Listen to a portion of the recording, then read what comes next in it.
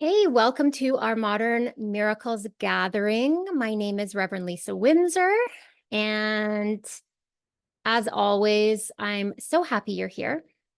I'm so happy you're here. If you are listening to the recording or the replay, I'm so happy that you are present and open to the gifts and the blessings. So tonight we are talking about defenselessness. It's our theme for the month. And I have to say that this is one of my favorite themes in A Course in Miracles.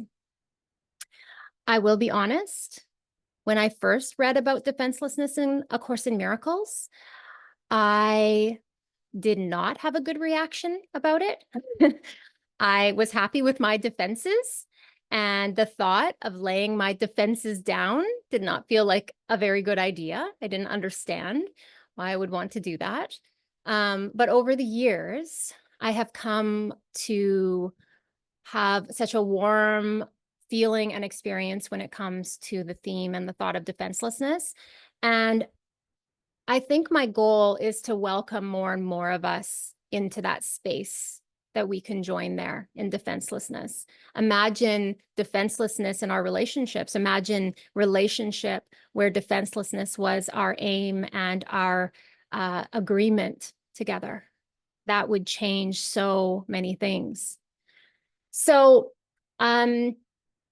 next, in our next talk, I'm going to talk about that in our defenselessness, our safety lies, and talk more about what that is in the space of defenselessness. But for our first night on this theme, I'm feeling to talk about defensiveness, because I feel like the defensiveness has to be addressed, because the truth is that we're conditioned in defensiveness. That's where our default is. So yes, defenselessness is a new direction and a new learning that we are going to learn to go to and go into that space. But first, there has to be some level of understanding why we would give up our defensive strategies, because we all have defensive strategies that we've been taught keep us safe. So what I love about A Course in Miracles, wherever you are on the path of A Course in Miracles, what I love about it is that it does not make exceptions, but it knows that we do. Okay, our teachers, the Holy Spirit and Jesus, they absolutely know we make all kinds of exceptions. Okay, but the Course does not. And so we hold up this lofty goal of going into a space of defenselessness, but there's a journey into that spaciousness. There's a journey into that experience, which means that we have to come and be willing to look at our defensiveness, which can be a process, right? Because at first, there's some defenses that we will be willing to look at and maybe let go of. And there'll be other defenses that we are very, very gripped to and attached to. But ultimately, because the Course makes no exceptions, the path to peace and consistent peace is a path with no defense, which means ultimately that our healing and our forgiveness work will lead us to forgive every defense that we would hold. Okay, but that's a process. And how we can, I don't even know if we can imagine what it would be like to live without defenses. But I think what we want to talk about is what defenses actually do for us and why we don't want them, why we would want to let them go. Okay. So actually, as kind of a blanket statement, the whole world was made as a defense against God. The whole world was set up as a defense against love. I mean, the whole world is sort of this place to keep God out, to hide from God. So yes, we have to look toward the world to look at how we have constructed a defense to keep ourselves in a state of seeming separation from our source. So one of the things I want you to pay attention to, because with Modern Miracles Academy, we're very practical in our teachings with the course. So in a way, in these classes, we talk about theory, and then on the off weeks, we have discussion groups where we get into conversations and deeper discussions about it and some experiential learning about it. But in these particular spaces, what I want you to do is actually pay attention to your level of openness or your level of defensiveness, how you feel while you're even here and listening. The subtle defenses that can come up to even block our ability to hear. We get distracted, we get bored, all the things that can come in that just kind of like push us away from wanting to hear what's being said. So I want you to pay attention. The ego says, when you constrict, when you put that wall up, when you have your defense up, you are safe. You are safe. It's saying that that's a safety thing. So actually, we want to pay attention in a way. If we believe that safety, we will like the feeling of clenching and constricting. We will actually, on some level, there will be an appeal for that. So what I want you to pay attention to is just notice, are you feeling open? Is your heart open? We just did a prayer to open the heart, to open the mind. Do you feel open? Do you feel relaxed? Or do you feel a level of anxiety, some constriction, some defensiveness? I want you to pay attention as you listen to how you're feeling, okay? Because defensiveness cannot be dealt with by just holding on, looking at the thoughts. The thoughts will then trigger the emotion, that closed offness, that anxiety, and it will then trigger our perceptual experience of feeling closed off, probably in the body where we clench up and we constrict and we get tense. Okay, so we're taking the whole picture here. We want to pay attention. So notice what happens for you. Just notice. This is that we're going to take that noticing and we're going to take it into our week with us as we finish listening to this talk as well. Okay. So since the experience of separation, defenses have been used almost entirely to defend against our connection with God. So in a quote, it says, it has been almost used entirely to defend against the atonement. Well, in A Course in Miracles, the atonement is the belief that, or the belief that we have never separated from our source. We have never separated from God. But all of our defenses are used to make sure that we believe that we have separated from God. And usually this is experienced by our need to protect the body. That's usually how it comes down on the level of the world, is that we feel like we have this deep need to protect the body. So one of the things, again, making no exceptions, if you are defensive about anything, you have identified with the ego and you have identified yourself as a body, or as a Course would say, as an illusion of yourself, right? That's the false self, our identity as a body. So if we're in a place of defensiveness, we are identified with the ego thought system, period.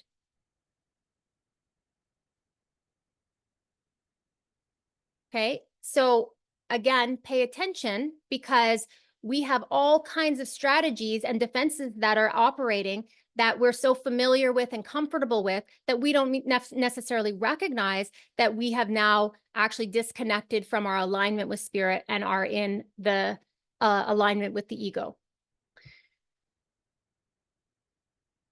So it says here in the Course, here's a quote. It says, "Forget not, when you feel the need arise to be defensive about anything, you have identified yourself with an illusion, and therefore feel that you are weak because you are alone. This is the cost of all illusions. Not one but rests on the belief that you are separate." So all defenses mean that we have identified ourselves with an illusion, and all illusions rest on the belief that we are separate from God, that we are separate from one another, that we are separate. Okay? So, and this is kind of another interesting idea. Whenever we're defensive, and in a way we're in a battle, we're in an attack, we're in a fight, it's always against illusions. We're never battling the truth. We're never battling. Even see the ego in A Course in Miracles, it sets up this idea that there's a wrathful God. So I think in a way we even think that we're battling a wrathful God. And that, I assure you, is an illusion. God is love. God is absolute love. But the ego has set it up to say that we are battling a wrathful God, that we are battling each other, that we are battling in this world. If we are fighting, we are only fighting illusions.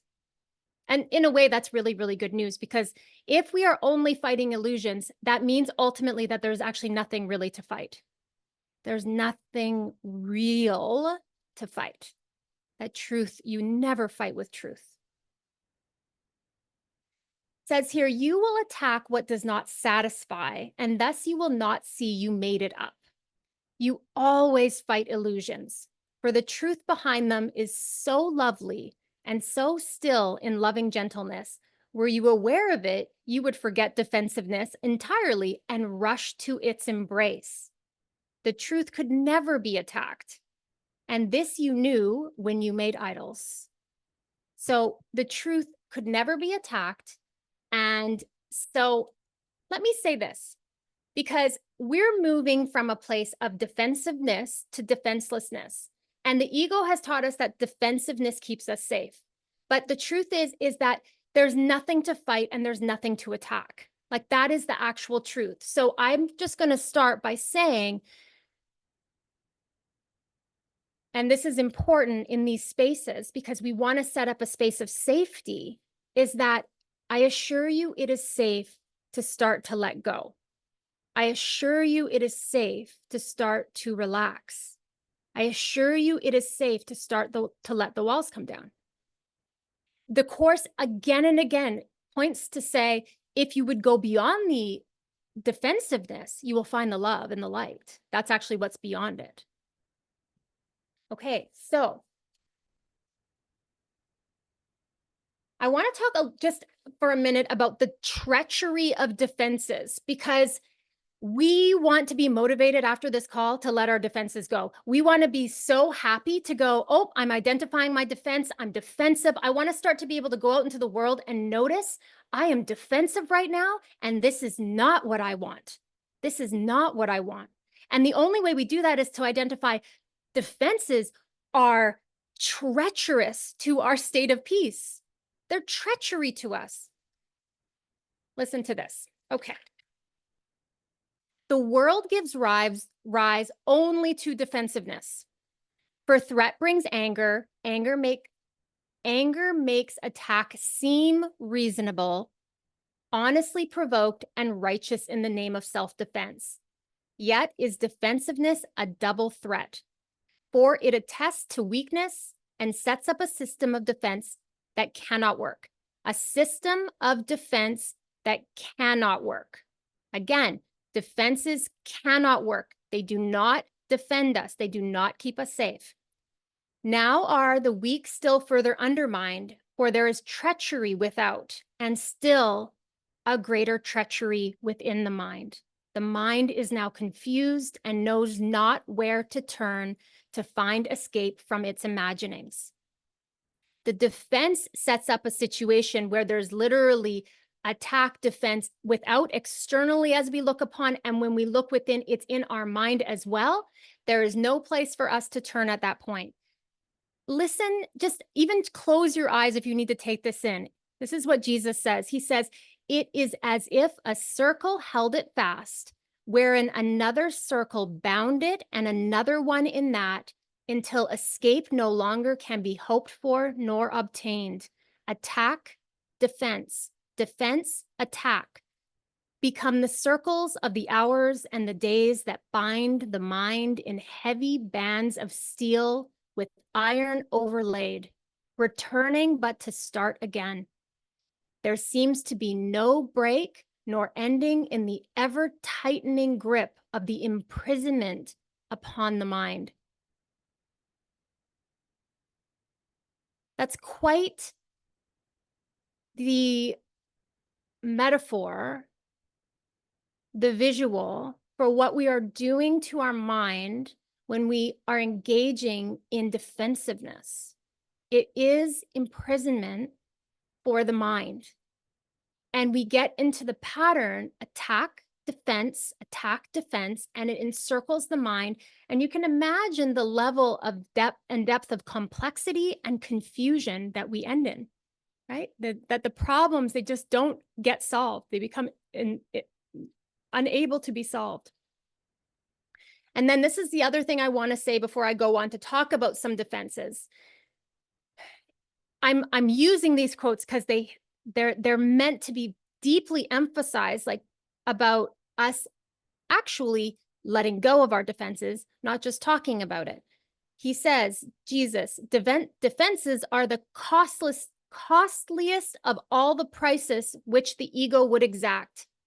In them lies madness in a form so grim that hope of sanity seems but to be an idle dream beyond the possible. The sense of threat the world encourages is so much deeper and so far beyond the frenzy and intensity of what you can conceive that you have no idea of all the devastation it has wrought. You are its slave. You know not what you do in fear of it. You do not understand how much you have been made to sacrifice who feel its iron grip upon your heart. You do not realize what you have done to sabotage the holy peace of God by your defensiveness. For you behold the Son of God as but a victim to attack by fantasies, by dreams, by illusions he has made, yet helpless in their presence, needful only of defense by still more fantasies and dreams by which illusions of his safety comfort him. Defenselessness is strength. Defenselessness is strength. Okay. So let's be really open as we talk about some of the defenses that we use to get into the mindset where we are happy and excited to discover all the ways in which we defend ourselves.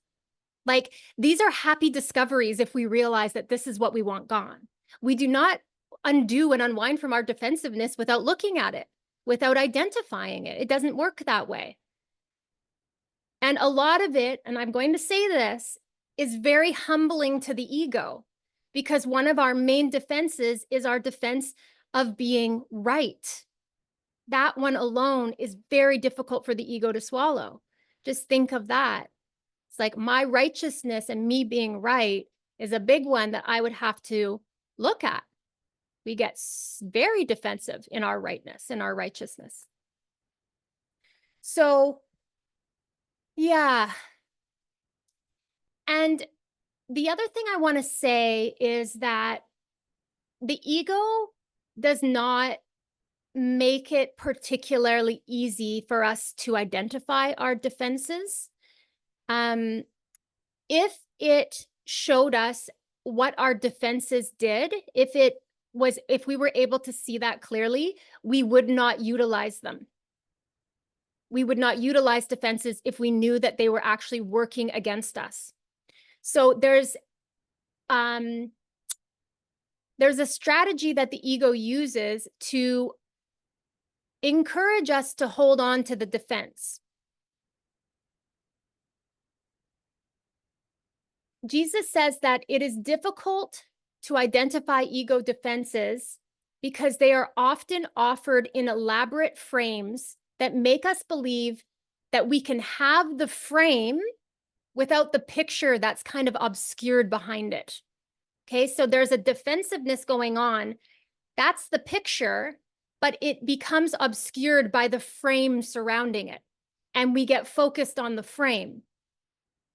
The ego's thought system is offered with deceptive and attractive frames, so we don't see it as a defense and instead hold the defense and desire it. So this is just a description of that because, and we'll use an example actually. So it says, it is essential to realize that all defenses do what they would defend. The underlying basis for their effectiveness is that they offer what they defend.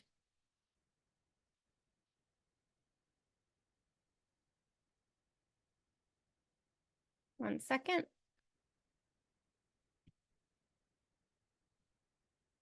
Go.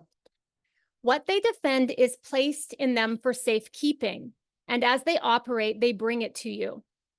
Every defense operates by giving gifts, and the gift is always a miniature of the thought system the defense protects, set in a golden frame. Okay, so let's just break that down a little bit. So the miniature of the thought system the defense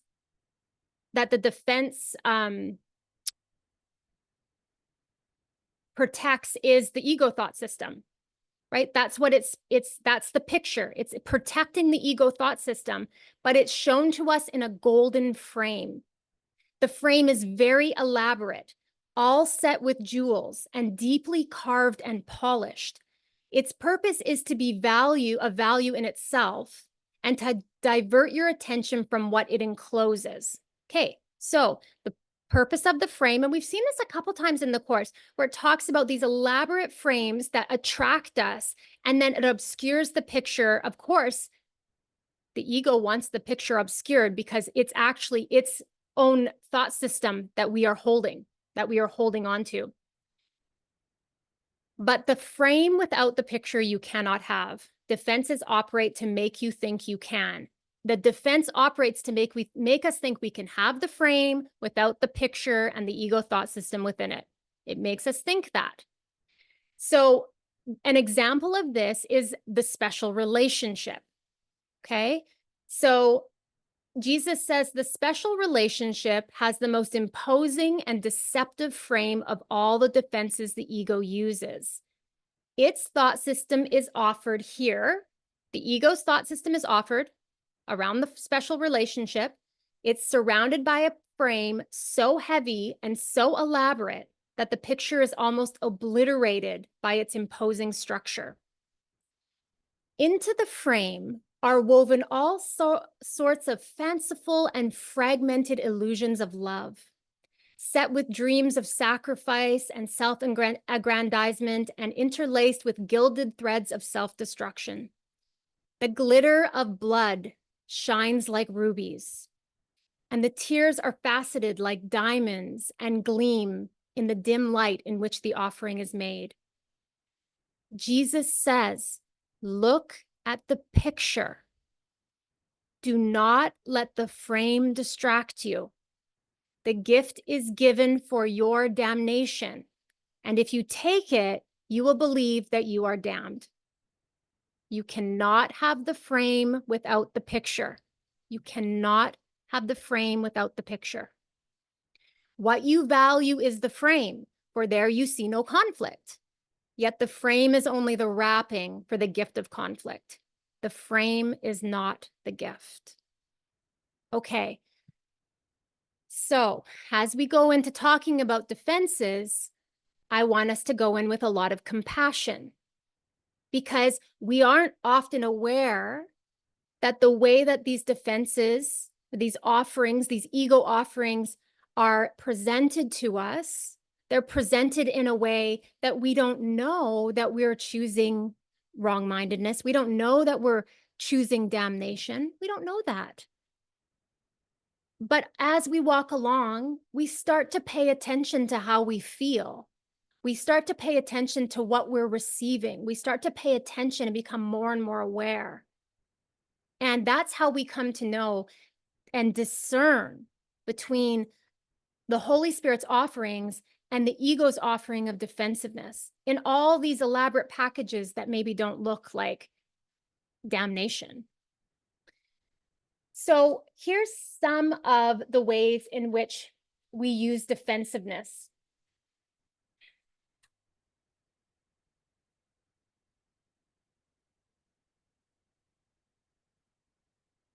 judgment is used as defense. If we think about the ego thought system and that thought system that runs in our mind, it is a thought system of judgment. We judge all the time. We cannot hold on to our judgment and be at peace.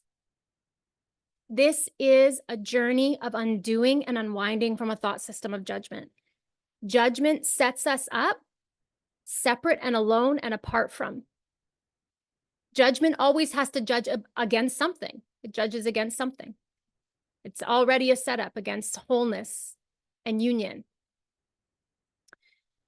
Another defense that we use are, this is a main one in the course, grievances. We hold grievances. Holding grievances is the ego's plan to keep us believing we're separate and holding on to separation.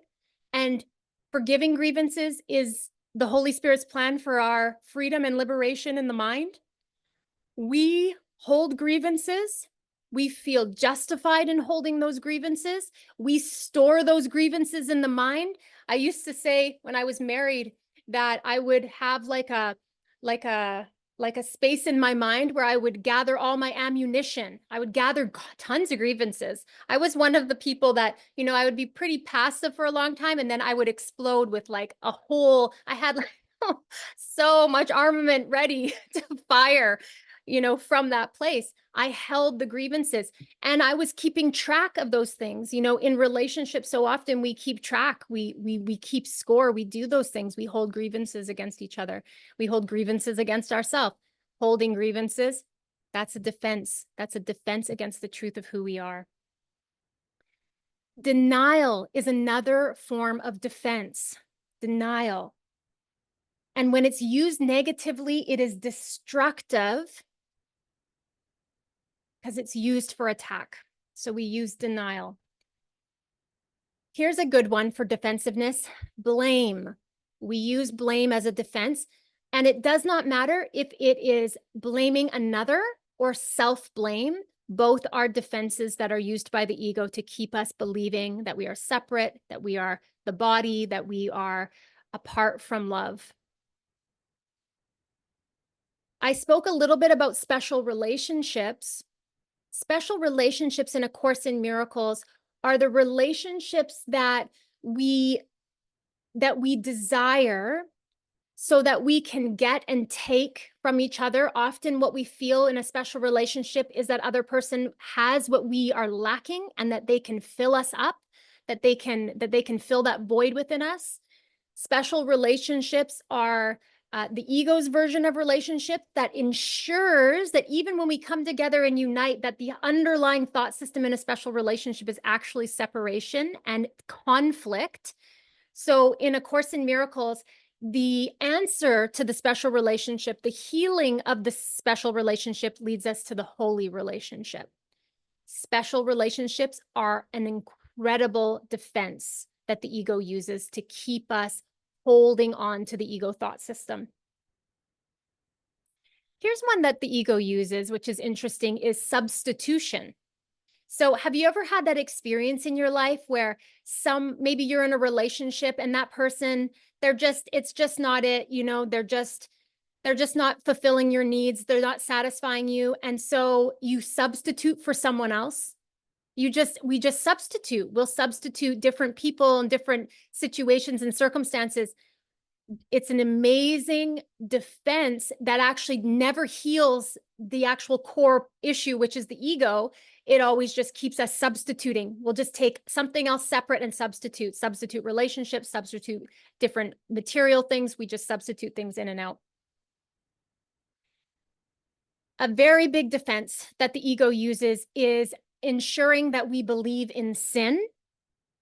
So the whole setup of this world is that we have sinned and that we are then believe in fear because we fear the ultimate punishment that comes from committing that sin, the ultimate sin being that we believe we separated from God, but that sin, guilt, and fear plays out in the level of the world.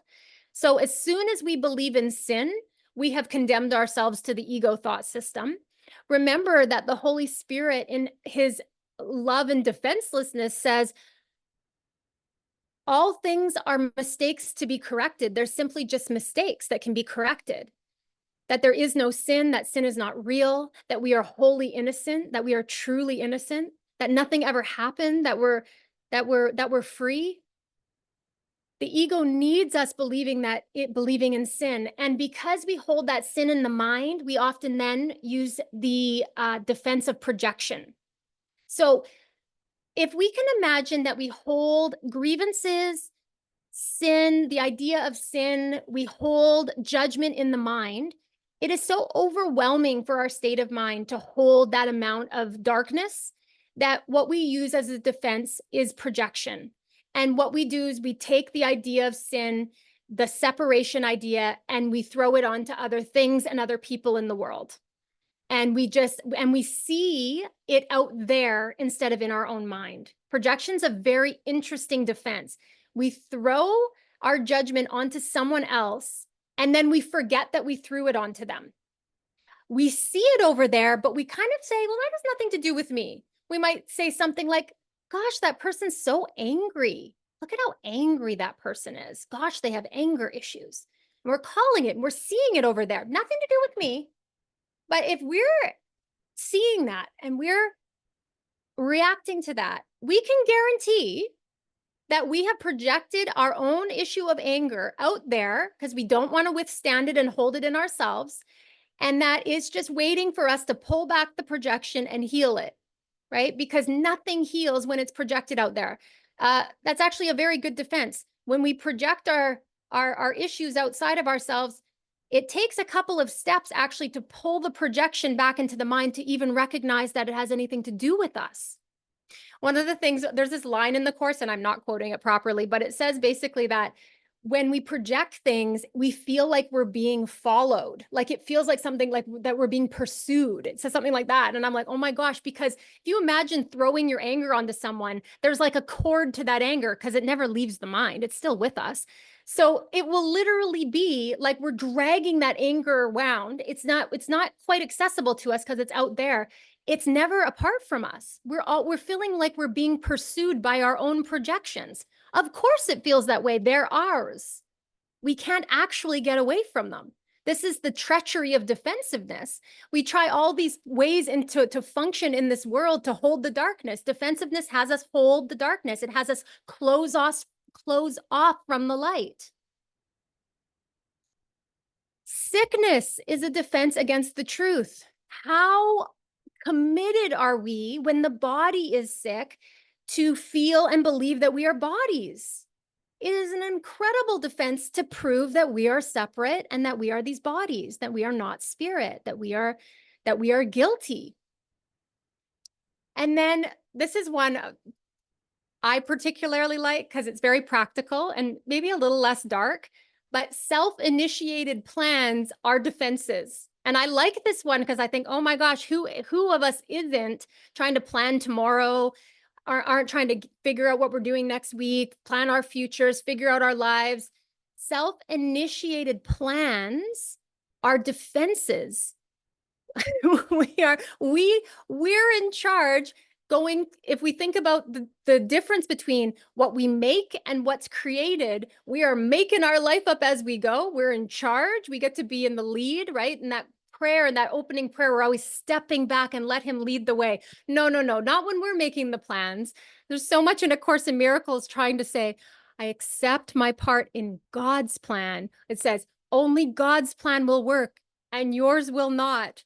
All of those things, right? But the ego likes us to think that, yes, you can plan. That's the responsible thing to do. You better have your shit together. You better have your things in order. That's what's called for in this world. That's what being a responsible person is. And we buy that and believe that because we don't see the treachery of these plans being made, even though our plans usually don't work out. They don't work and they actually don't work. On the level of the world, they might seem to work out sometimes, but they never heal. They never bring us back to truth. They never heal. They never bring us back. Those are just like a tidbit of examples of defenses, by the way, because we only have so much time. Okay, there's just like a couple more things I want to touch on, and I do want to leave 10 minutes or so for questions and answers. So, what do I want to say?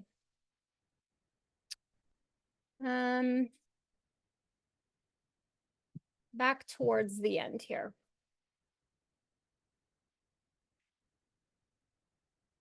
Okay, very simply, anything in the world that needs defense, you do not want. Anything in the world that you have to hold up and defend, you do not want. Has anyone ever defended A Course in Miracles? That's a funny one, right? In my olden days, oh my gosh, I felt pretty defensive about it. I got to uphold the truth. I got to uphold the truth. No, the truth does not need upholding, I assure you.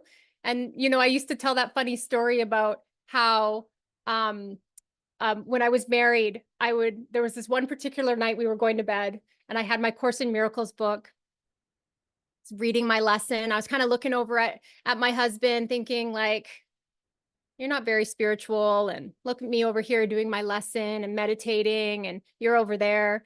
And I heard Jesus say to me, put the book down. Put the book down. You are using it for separation right now. You are using it as a defense. So I'm like, oh my God, put the book down. Putting the book down beside me. And he said, turn towards him and connect. You're using it as a defense against connection. The Course does not need defense, but that's also often a lesson along the way. So, anything that needs defense, we do not want.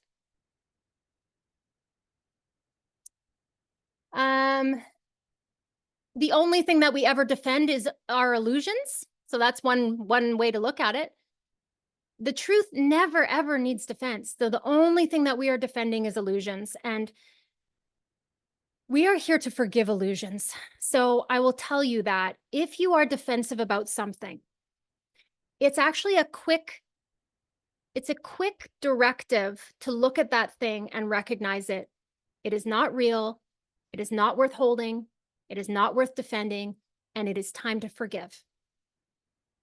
If you can see your defensiveness as a doorway to forgiveness, if you can see what you are defending against as a wake-up call to say, these are the things that I am still holding as real in this world, that I am still upholding as important, that I still feel responsible to defend. These are the things that actually need forgiveness. Anything that we would be holding and defending needs forgiveness.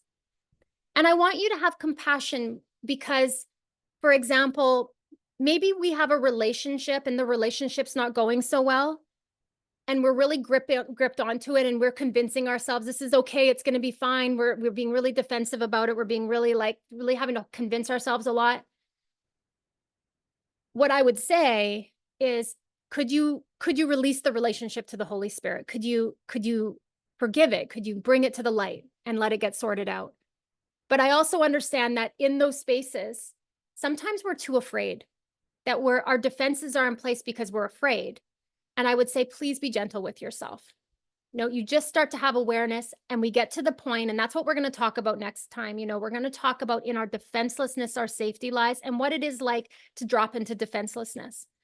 What is that experience like? I think right now the journey is to just notice the defensiveness and how that feels when we're holding defensiveness. We can often feel it in our bodies. We can feel the constriction and the closed mindedness. We can feel that tunnel vision where we just can't see outside of it.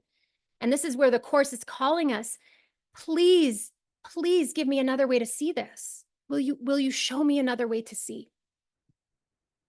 So this is an encouraging thing. I have to laugh. Okay. Yeah, no, this is my last thing. Then I'm going to do questions. Okay. Defenses are a choice. Okay. Now this is maybe the hardest one to swallow, but I want to tell you that this is very, very empowering. And it's very, very important to the journey of healing that we have to do around defenses. Jesus tells us defenses are they're not unintentional. Defenses are not unintentional. So another way to say that, our defenses are intentional, nor are they made without awareness. They are secret magic wands you wave when truth appears to threaten what you would believe. They seem to be unconscious, but because of the rapidity of which you choose to use them. So we choose the defense really, really quickly, so it seems to be unconscious. But Jesus is saying these are intentional and they are in your awareness. He says, in the second, even less in which the choice is made, you recognize exactly what you would attempt to do and then proceed to think that it is done. So he's telling us you're using defenses consciously, and intentionally, that you want to hold on to what you believe. He says this, who but yourself evaluates a threat, decides escape is necessary, and sets up a series of defenses to reduce the threat that has been judged as real.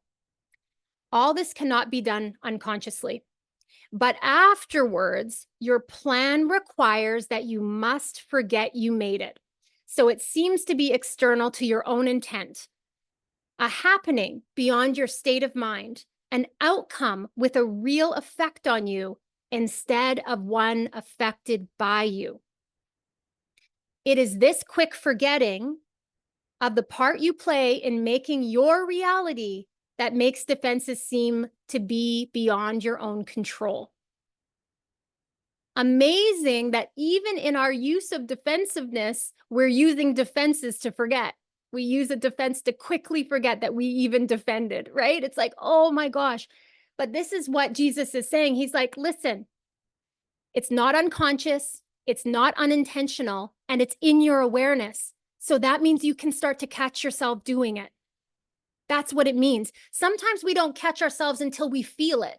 Sometimes maybe it's such a split-second decision and then we feel, but if we feel constriction, if we feel the walls go up, if we feel closed off, we've chosen defensiveness. It might seem like something happened externally.